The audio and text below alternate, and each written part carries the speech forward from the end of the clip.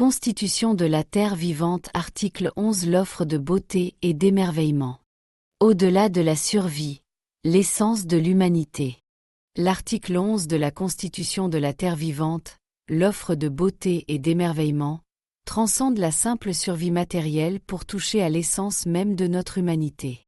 Après avoir abordé les droits fondamentaux de la Terre, nos devoirs envers elle, et ses capacités intrinsèques à nous fournir les éléments vitaux, cet article met en lumière une dimension souvent sous-estimée mais pourtant cruciale de notre relation avec le monde naturel, sa capacité à nous inspirer, à nous émouvoir et à nous connecter à quelque chose de plus grand que nous-mêmes. Il ne s'agit plus seulement de respirer, de boire ou de nous nourrir, mais de ressentir, de créer et de nous épanouir. La nature comme source d'inspiration et de création. Depuis l'aube de l'humanité, la nature a été la muse inépuisable des artistes, des poètes, des musiciens et des conteurs. Les paysages grandioses des montagnes, la sérénité des forêts anciennes, la puissance inouïe des océans, la danse délicate d'un papillon ou la symphonie d'une forêt au lever du soleil ont nourri l'imagination et stimulé la créativité. Les grottes de Lascaux, les temples égyptiens inspirés du Nil, la peinture paysagère chinoise, les œuvres de la Renaissance célébrant la perfection de la nature, ou les symphonies romantiques évoquant des tempêtes et des paysages bucoliques sont autant de témoignages de cette influence profonde. La beauté de la Terre n'est pas une simple décoration, elle est une source d'éveil. Elle nous invite à l'observation minutieuse, à la contemplation, à la réinterprétation de ce que nous voyons et ressentons. En nous exposant à la complexité et à l'harmonie du monde naturel, elle stimule nos sens, développe notre capacité d'émerveillement et nous pousse à exprimer ces émotions à travers diverses formes d'art. En protégeant cette beauté, nous protégeons également une part essentielle de notre propre potentiel créatif et culturel. Le bien-être psychologique et spirituel ancré dans la nature.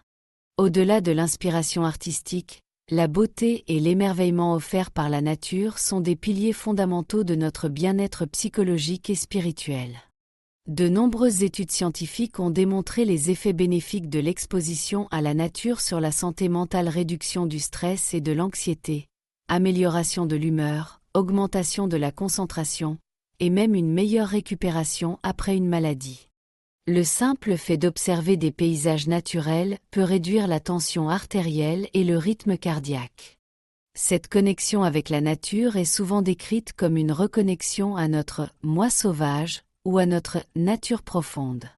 Dans nos vies urbaines et numérisées, le contact avec le monde naturel offre un refuge, un espace où notre esprit peut se reposer et se régénérer. Les forêts, les parcs, les plages, les jardins ne sont pas de simples espaces verts, ce sont des sanctuaires pour l'âme. La contemplation d'un ciel étoilé, le son apaisant d'une rivière, le parfum d'une fleur épanouie nous rappellent notre place dans le vaste tissu du vivant et peuvent susciter un sentiment d'humilité, de gratitude et de transcendance. Ce sont ces expériences qui donnent un sens plus profond à notre existence et qui sont essentielles pour cultiver une paix intérieure durable. La responsabilité de la préservation pour les générations futures. L'article 11 insiste sur la responsabilité collective de protéger et de préserver cette richesse pour les générations présentes et futures. Cette notion de génération future est cruciale. La beauté de la nature est un héritage. Nous n'en sommes pas les propriétaires, mais les gardiens temporaires. Les merveilles naturelles que nous admirons aujourd'hui, les récifs coralliens chatoyants, les forêts primaires majestueuses, les aurores boréales dansantes sont le résultat de millions d'années d'évolution et de processus géologiques. Les détruire ou les dégrader, c'est priver non seulement nos contemporains mais aussi d'innombrables générations à venir de la possibilité de vivre cette même expérience d'émerveillement. Cette responsabilité implique des actions concrètes. Elle signifie s'opposer à la destruction des habitats naturels pour des gains économiques à court terme. Elle signifie militer pour la protection des espèces menacées et la restauration des écosystèmes dégradés. Elle implique de repenser notre consommation et nos modes de vie pour minimiser notre empreinte sur la planète. C'est un appel à l'action pour que chaque décision, individuelle ou collective, intègre la valeur intrinsèque de la beauté et de l'émerveillement de la nature. Un droit humain fondamental, mais aussi un devoir. Si l'article 11 peut être lu comme une forme de droit humain, le droit à un environnement qui nourrit non seulement le corps mais aussi l'esprit, il souligne avant tout un devoir. Le devoir de ne pas être aveugle à la splendeur qui nous entoure. Le devoir de reconnaître que la valeur de la nature ne se mesure pas uniquement à ce qu'elle nous fournit en termes de ressources, mais aussi à ce qu'elle nous offre en termes d'expériences inestimables. Ce devoir implique une éducation à la nature, non seulement pour apprendre les noms des plantes et des animaux, mais pour cultiver un sens profond de l'appartenance et de l'interconnexion. Il s'agit d'encourager la curiosité, l'exploration et la contemplation, particulièrement chez les enfants, afin qu'ils développent une relation intime et respectueuse avec le monde naturel dès leur plus jeune âge.